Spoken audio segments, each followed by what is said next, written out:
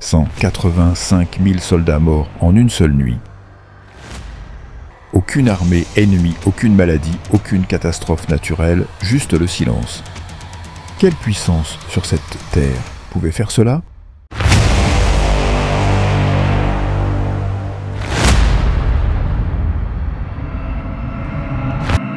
Les Assyriens étaient les maîtres de la guerre de siège. Ils avaient renversé les empires mais en dehors de Jérusalem. Ils ont rencontré leur adversaire non pas au combat, mais dans l'obscurité de la nuit. Quelle puissance pouvait mettre la plus puissante armée à genoux sans tirer une seule flèche ?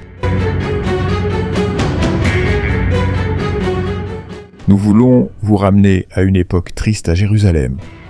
Les rues qui appartenaient autrefois à Dieu étaient maintenant remplies des idoles. Les gens adoraient ces faux dieux pendant que le roi Achaz, le père d'Ézéchias, les éloignait du vrai Dieu. Le jeune prince Ézéchias regardait de sa fenêtre tandis que son peuple s'inclinait devant ses statues sans vie. Le grand temple de Salomon, qui aurait dû être plein de prières et de chants, était maintenant calme et fermé. Personne n'y allait plus, mais Ézéchias était différent des autres. Il se souvenait de toutes les histoires que ses mentors lui racontaient. Histoire sur le roi David, qui avait fait confiance à Dieu et avait gagné ses batailles. Histoire sur Moïse, qui a conduit le peuple de Dieu à travers le désert des histoires. Sur Abraham, qui croyait en Dieu de tout son cœur.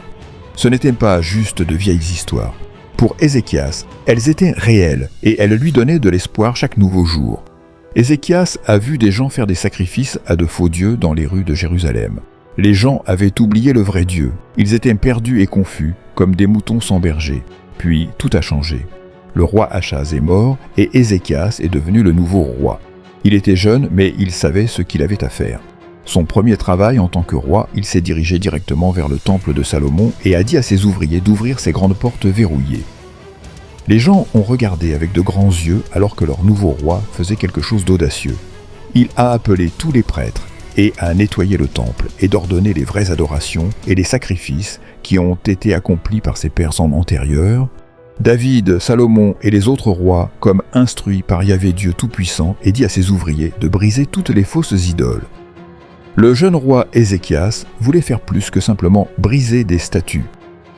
Il voulait réparer le cœur de son peuple. Il les a aidés à se souvenir de leur lien spécial avec Dieu et de toutes les promesses que Dieu avait faites à leur famille il y a longtemps. Petit à petit, le peuple a commencé à se rappeler qui il était vraiment. Le temple est revenu à la vie. Les chants et les prières ont rempli ces salles une fois de plus. Le bon type d'offrande s'est levé de l'autel. La joie est revenue à Jérusalem alors que les gens retournaient à l'adoration du vrai Dieu, mais tout le monde n'était pas content de ces changements. Au loin, dans le nord, dès que la puissante armée assyrienne se préparait. Ils avaient entendu parler de ce jeune roi qui osait être différent. Ils avaient battu de nombreuses autres nations auparavant et maintenant ils regardaient à Jérusalem.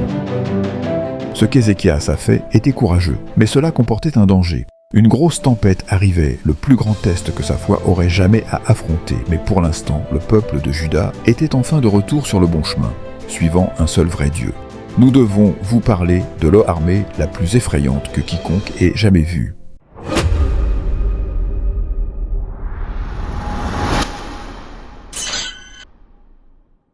Les Assyriens n'étaient pas seulement des soldats ordinaires, ils étaient comme une énorme tempête qui détruisait tout sur leur passage. Pensez à ceci. Lorsqu'ils marchaient, le sol tremblait sous leurs pieds. Des milliers de guerriers tous entraînés pour prendre le contrôle de chaque terre qu'ils voulaient, ils avaient d'énormes tours en bois aussi hautes que des arbres roulant vers les murs de la ville sur de grandes roues. Ce n'étaient pas juste de simples tours, c'étaient des maisons de bataille mobiles. Les Assyriens mettaient leurs meilleurs archers dans ces tours pour tirer des flèches sur les gens en dessous. Leur arme la plus effrayante était ce qu'on appelait un bélier, une énorme bûche avec une tête en métal en forme de tête de bélier. Ces machines frappaient les murs de la ville encore et encore, ne se fatiguant jamais, ne s'arrêtant jamais jusqu'à ce que les murs se brisent comme des blocs. Les Assyriens savaient que briser les murs ne suffisait pas. Ils devaient aussi briser l'espoir des gens avant d'attaquer une ville, Jérusalem dans ce cas.